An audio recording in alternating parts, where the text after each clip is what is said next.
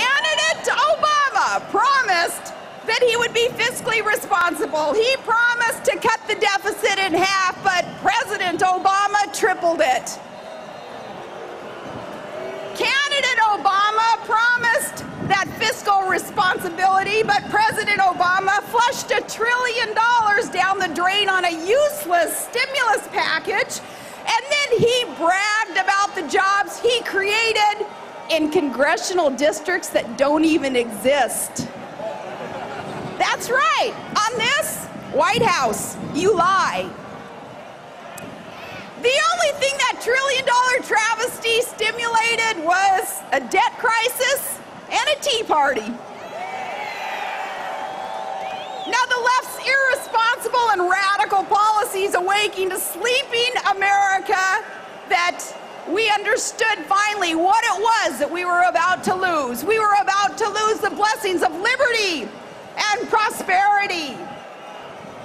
They caused the working men and women of this country to get up off their sofas, to come down from the deer stand, get out of the duck blind and hit the streets, come to the town halls, and finally the ballot box.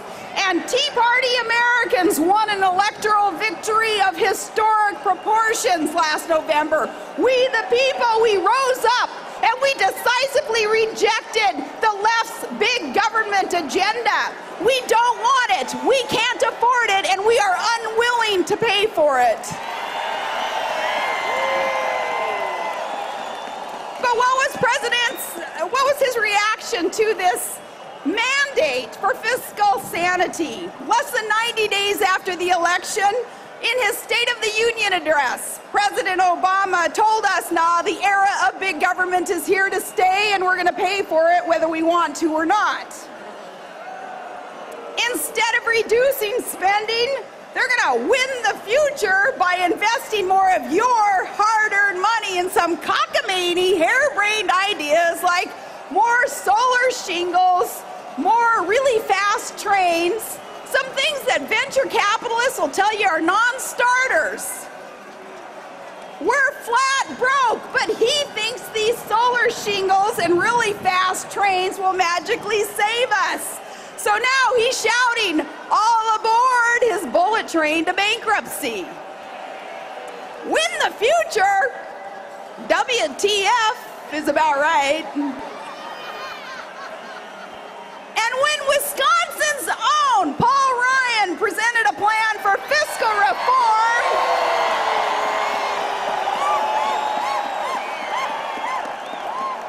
presenting that plan, what was Obama's response? He demonized the voices of responsibility with class warfare and with fear-mongering. And I say personally to our president, hey, parent to parent, Barack Obama, for shame for you to suggest that the heart of the common sense conservative movement would do anything to harm our esteemed elders, to harm our children with Down syndrome, to harm those who are most in need. No, see, in our book, you prioritize appropriately, and those who need the help will get the help. The only way we do that is to be wise and prudent and to budget according to the right priorities. Now, our president isn't leading, he's punting on this debt crisis. The only future that Barack Obama is trying to win is his own re-election.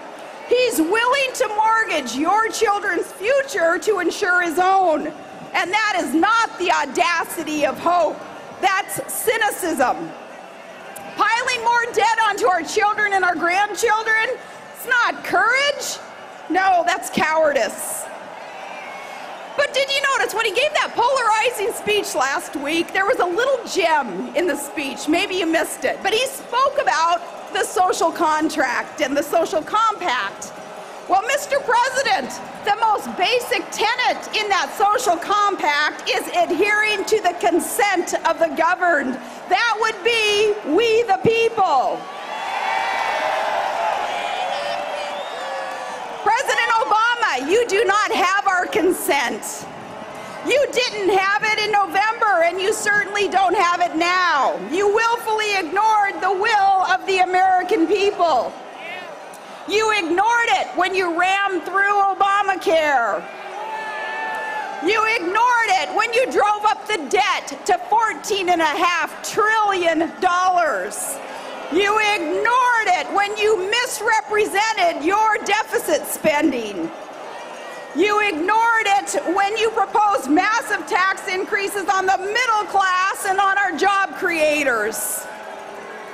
You ignored it when you went to bat for government-funded abortions, and yet you threw our brave men and women in uniform under the bus, Mr. Commander-in-Chief. You ignored it when you got us into a third war for fuzzy and inconsistent reasons, a third war that we cannot afford. You ignore it when you apologize for America while you bow and kowtow to our enemies and you snub our allies like Israel. And you ignore it when you manipulate the U.S. oil supply. You cut off oil development here, and then you hypocritically praise foreign countries for their drilling. And when hardworking families are hit with $4 and $5 a gallon gas, and your skyrocketing energy and food prices as you set out to fundamentally transform America, you ignore our concerns and you tell us we just better get used to it.